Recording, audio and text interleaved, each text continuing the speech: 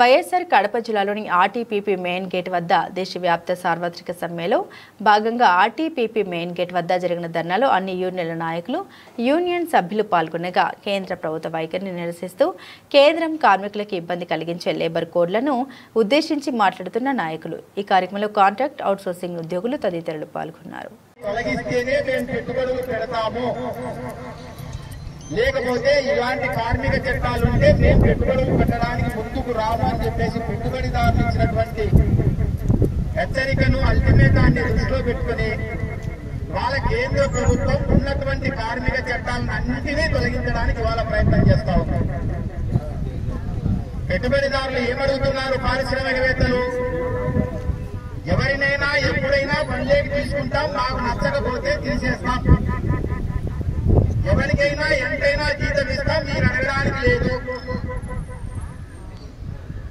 ఇలాంటి పద్ధతుల్లో ఫ్యాక్టరీలు ఎప్పుడైనా తెరుస్తాం, ఎప్పుడైనా ఉద్యోగం ఇస్తాము, పని లేకపోతే ఆ రోజే తీసేస్తాం, మీరు అడగకూడదు. అలాంటి స్వేచ్ఛను మాకు ఇస్తేనే ఈ దేశంలో మేము పెట్టుబడులు పెడతాం, మేము ఫ్యాక్టరీలు పెడతాం, లేకపోతే పెట్టడం కష్టమని చెప్పేసి చెప్పినటువంటి నేపథ్యంలో ఆ పెట్టుబడిదారులకు తలొగ్గినటువంటి కేంద్ర ప్రభుత్వం ఇవాళ ఉన్నటువంటి మొత్తం 29 కార్మిక చట్టాలను రద్దు చేసేటువంటి ప్రయత్నం చేస్తా ఉంది.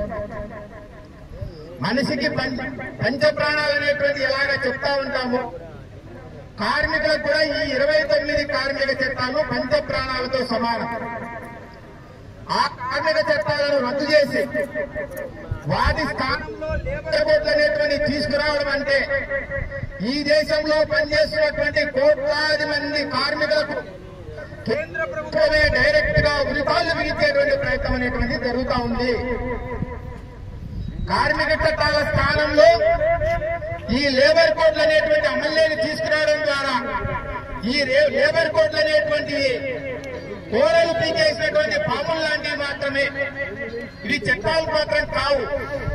ఏవైనా కార్మికుడికి సమస్య వస్తే యాజమాన్యానికి లేదా లేబర్ డిపార్ట్మెంట్ కంప్లైంట్ చేసుకోవచ్చే తప్ప దాని మీద